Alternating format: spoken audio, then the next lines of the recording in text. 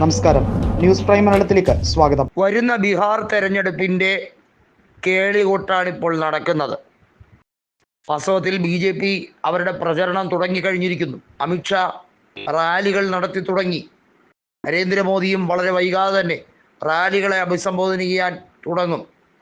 BJPയുടെ ലക്ഷ്യം ബീഹാറിൽ ഒരു BJP മുഖ്യമന്ത്രിയെ കൊണ്ടുവരിക എന്നതാണ്. മഹാരാഷ്ട്രയിലേതുപോലെ ഒരു രാഷ്ട്രീയ കളി കളിക്കാനാണ് അവർ തയ്യാറാകുന്നത്. എന്നാൽ അവർക്ക് ചില വിട്ടുവീഴ്ചകൾ കേന്ദ്രത്തിൽ ചെയ്തു കൊടുക്കേണ്ടി വരുന്നു എന്ന യാഥാർത്ഥ്യമാണ്. അതിൽ ഒന്നാമത്തെ കാര്യം, ഐക്യ ജനതാദൾ പറയുന്ന 2 മാനദണ്ഡങ്ങൾ. കേന്ദ്രമന്ത്രിമാർ ഐക്യ ജനതാദളിനെ പ്രതികരിച്ച് കുറഞ്ഞത് 3 എണ്ണമെങ്കിലും ക്യാബിനറ്റ് റാങ്കോടുകൂടി മൊത്തത്തിൽ 5. ഇത്തരത്തിലൊരു വിചിത്രമായ ചോദ്യമാണ് ചോദിക്കുന്നത്. അങ്ങനെ വരുമ്പോൾ ഐക്യ ജനതാദളിൻ്റെ 12 MPമാരുടെ മാത്രം പിന്തുണയുള്ള നിലവിലെ സാഹചര്യം പരമാവധി മുതലെടുക്കാനാണ് നിതീഷ് കുമാറിൻ്റെ നീക്കം. അങ്ങനെ വന്നാൽ TDPയും കൂടുതൽ വകുപ്പുകൾ ചോദിക്കും. TDP BJPയെ താങ്ങി നിർത്തുന്ന മറ്റൊരു പ്രധാന കക്ഷിയാണ്.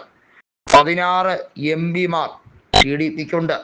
നായിഡുവും നിതീഷും വിചാരിക്കാതെ NDAയിൽ നിലവിലെ രാഷ്ട്രീയ സാഹചര്യത്തിൽ ഒരു കരിയില പോലും അനങ്ങില്ല എന്നാണ് വെപ്പ്. എന്നാൽ നായിഡുവിനെയും നിതീഷിനെയും പറ്റിക്കാൻ എളുപ്പത്തിൽ നരേന്ദ്രമോദിക്ക് സാധിക്കുമെന്നാണ് രാഷ്ട്രീയ നിരൂപകർ പറയുന്നത്.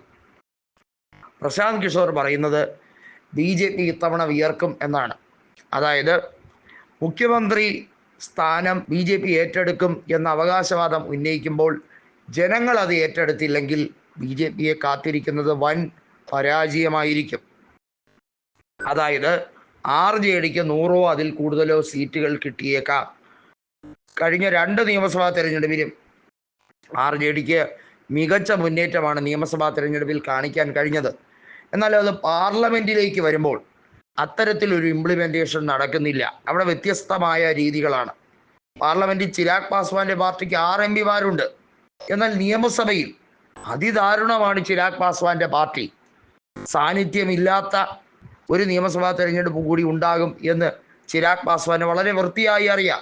കാരണം ഒരിക്കലും LJPയെ NDAയിൽ ഒരു ഘടകകക്ഷിയായി നിയമസഭയിൽ കാര്യമായി പരിഗണിക്കുന്നില്ല എന്നുള്ളതാണ് സത്യം. നിലവിലെ നിതീഷ് കുമാർ മന്ത്രിസഭയിൽ LJPക്ക് പ്രാതിനിധ്യമില്ല. നിതീഷ് കുമാറിൻ്റെ രാഷ്ട്രീയം എന്നത് LJP വിരുദ്ധ രാഷ്ട്രീയമാണ്. കാരണം ചിരാഗ് പാസ്വാനെ ഏറ്റവും അധികം വെറുക്കുന്ന നേതാവ് നിതീഷ് കുമാറാണ്. കാരണം അതിന് എല്ലാ വിധത്തിലുള്ള വിധ്വംസകമായിട്ടുള്ള സമീപനവും നിതീഷ് എടുക്കുന്നുണ്ട്.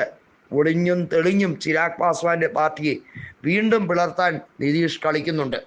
നേരത്തെ പശുപതി പാരസും ചിരാഗ് പാസ്വാനും വിഭിന്ന ധ്രുവങ്ങളിലേക്ക് പോയി. ചിരാഗ് പാസ്വാൻ തൻ്റെ പിതാവിൻ്റെ ഹാജിപൂർ ലോക്സഭാ മണ്ഡലം ഏറ്റെടുത്തപ്പോൾ പശുപതി കുമാർ പാരസ് എന്ന ചിരാഗ് പാസ്വാന്റെ പിതൃ സഹോദരൻ തൻ്റേതായ രീതിയിൽ മാറി നിന്നു. നരേന്ദ്രമോദിയുടെ 2ാം മന്ത്രിസഭയിലെ കേന്ദ്രമന്ത്രിയായിരുന്നു പശുപതി പാരസ്. ഇത്തരത്തിലുള്ള പല പ്രശ്നങ്ങളും ഉണ്ടാക്കി NDAയിലെ മറ്റ് ഘടകകക്ഷികളെ. അതിനകത്ത് നിതീഷിൻ്റെ ശത്രുക്കളാണ് NDAയിൽ ഇപ്പോഴുള്ള ജതൻ റാം മഞ്ചി ആയിരുന്നാലും ചിരാഗ് പാസ്വാനായിരുന്നാലും. പ്രശ്നങ്ങൾ അതിസങ്കീർണമാക്കി വഷളാക്കി തനിക്കാക്കാനാണ് നിതീഷിൻ്റെ തീവ്രമായ ശ്രമം.